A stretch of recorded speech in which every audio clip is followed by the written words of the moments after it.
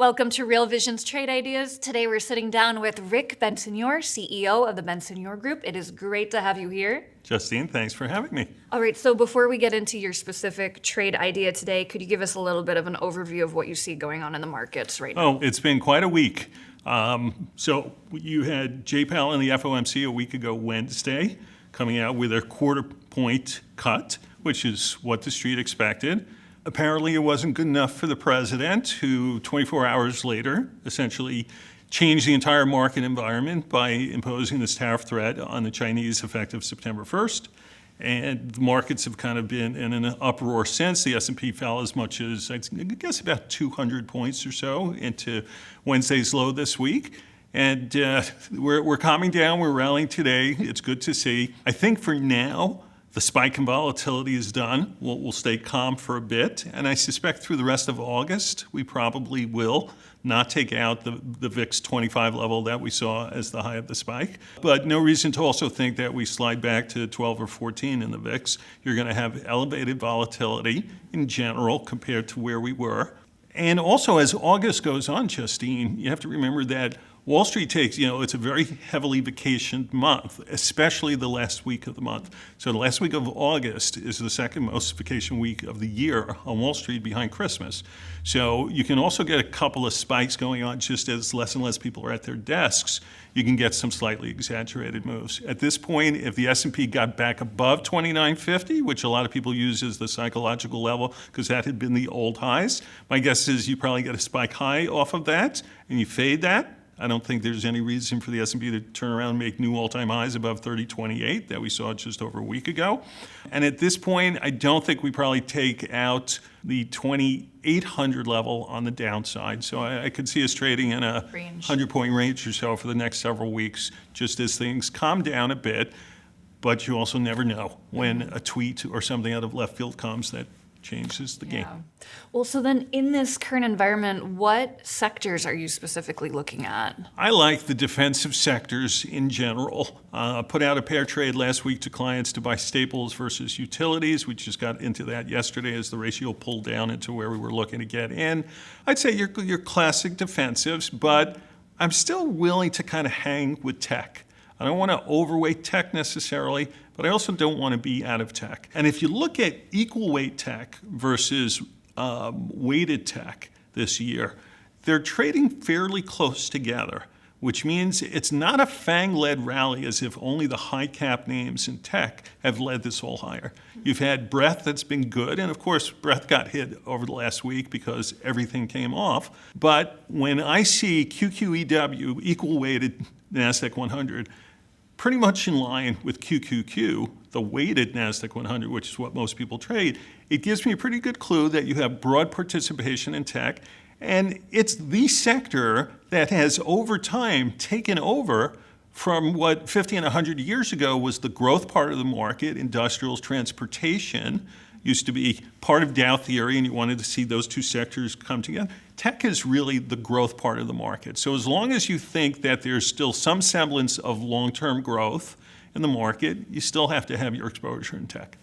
And then turning to the worst performing sector of the market, energy, what do you see going on in that space? So energy has been an absolute disaster. I've written about it so many times to clients this year. As of a week ago, once again, we are on not only lows for the year relative to the S&P, so in relative terms, XLE, the S&P Energy ETF, divided by, let's say, SPDR, SPY, which represents the whole S&P 500, again closed on a new low for the year, but it's also on 19-year lows versus the S&P. For 10 years, energy investing has been an utter disaster. Only 2 years out of the last 10 has energy outperformed the S&P, but in the big picture, it's been a complete dog. So it's definitely a problematic sector. Everybody who's tried to upgrade or pick a bottom has not effectively done so. And even though XLE has only been trading since 1999, the S&P Energy Index existed before then, but there's only been the ETF since 1999.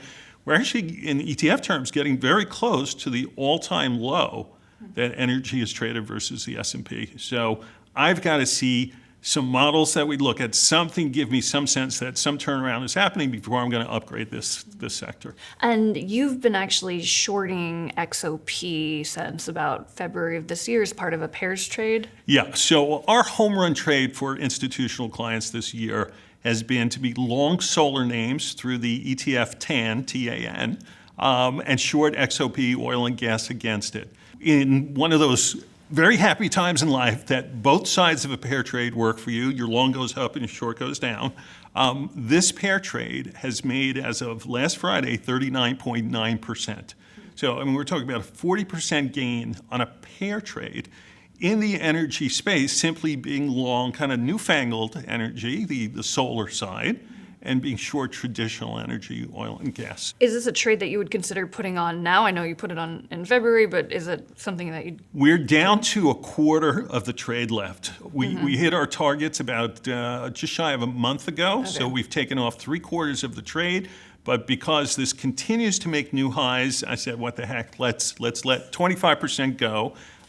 So would I first get into it now? I would have to evaluate. It's run so much since we got in. I would have to really look if I'd put it on now. But conceptually, I'm going to stick with the idea that, and this is something that I said as far back as October last year, when oil had peaked at $77 and started coming off, and I identified, same thing that was on TV at Bloomberg, I said, that is not just the trading high for oil, that's the cyclical high for oil. We are not going above that. And a lot of people gave me backlash, and oil's going to 100 and oil's going to 200. I don't know if it ever will. I don't think so. We just yesterday got down under 51 again in crude. It's bouncing today. But so now over the last month and a half, I think it is, we've got two lows under $51. If we go underneath that again, oil's probably going to $48 to $47. And the street is just simply not looking for this. So then how would you go about trading this area? I mean, would you consider going short some oil stocks, or would you consider going long some of the other solar energy stocks that you mentioned? Conceptually, yes. I still like the idea of being long solar, short traditional oil stocks. At this point, again, you have to pick your time. But the trade that I kind of want to talk about today and still think will work is another trade that I got our individual investors. So I have two different newsletters and consulting arms. One handles institutional, one handles individual investors.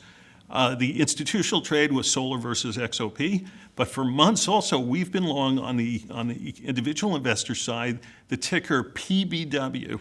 It's a clean energy ETF, and it's trading right now around $30 a share. And we got in at 26 and change. So in percentage terms, we've done nicely. We kind of found the pocket that was the right place to be in. We've traded in and out a couple times because we keep hitting our targets and we lighten up. But what I've told clients is this is one of those rare times that on the individual investor side, which is typically tactical trading, in fact, our report is called Tactical Trader Report, so it's meant for short-term, weeks to months, not long-term. This is one of those rare ideas that I actually think over years can work. The all-time high in PBW is $144 a share. It's trading at 30. I see no reason why this can't double in the next few years.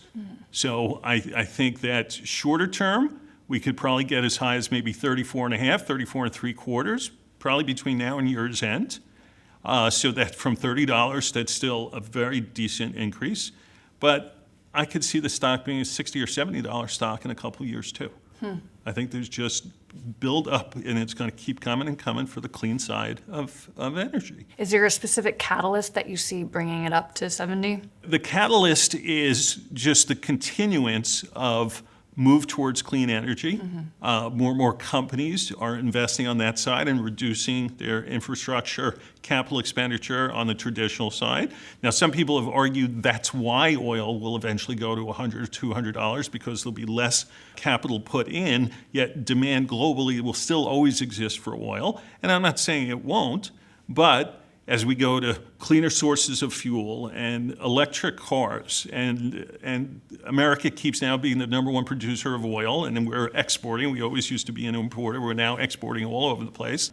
I don't see oil getting to $100 and kind of the crazy triple-digit numbers that people are talking about. So the catalyst to me is just the ongoing movement towards clean energy as as the place to invest. It's where companies are investing, so I think it's where the public wants to invest. Is there a point that you would back out of PBW, that it started trending downwards or something else happened? Well, two ways to answer that.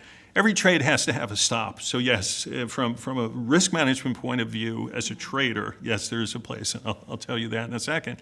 But in the bigger picture, if we went from 30 back down to, let's say, 26, where we first got in earlier this year, for longer-term investors, I'd be all over this, because I don't think there's a lot of downside to the sector any longer. If you look at the long-term chart, it's been plenty of time getting beaten down from all-time highs, falling into the 20s, and kind of just hanging there for years, and then we started turning and going higher, and that's when I got on board. I guess tactically as a trader, you're probably somewhere around the 2770 level, couple of daily closes under that from a trading perspective might have me get out. But for an investor, I would welcome a move down. And just put more money into it. And you mentioned the $34 target by the end of the year.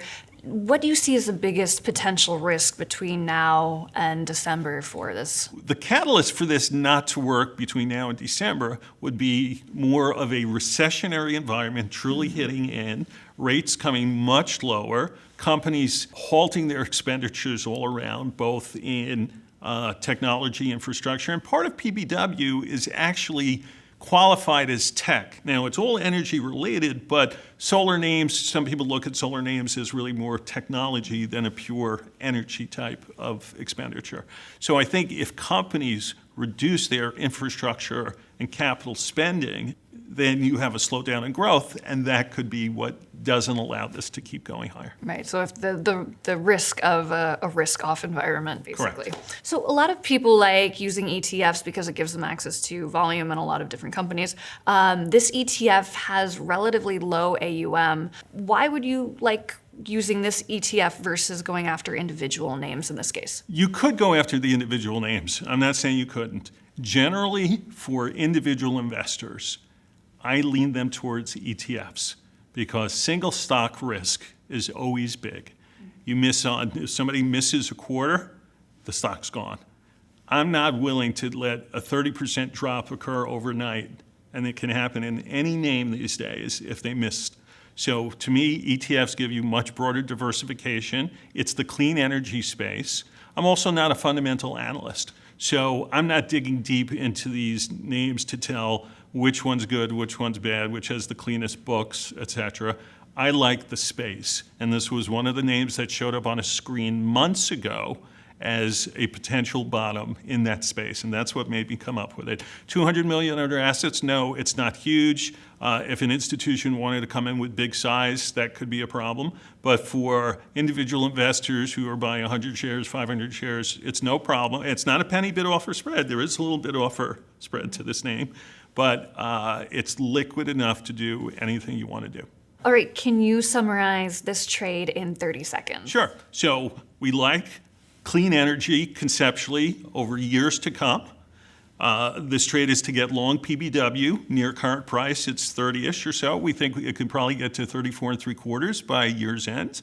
Stop yourself out on it from a trading basis under 2770. A couple closes under there, I can walk away. But longer term, this is a stock that easily could be a $60 or $70 stock. Great. Rick, thank you so much for joining us today. Justine, thanks for having me.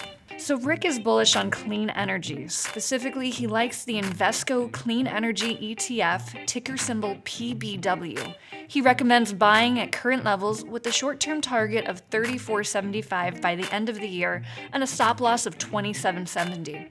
Additionally, he likes the ETF as an investment with a target of $60 to $70 over the next 2 years. Just remember, this is a trade idea and not investment advice. Make sure to do your own research, consider your risk tolerance, and invest accordingly. For Real Vision, I'm Justine Underhill.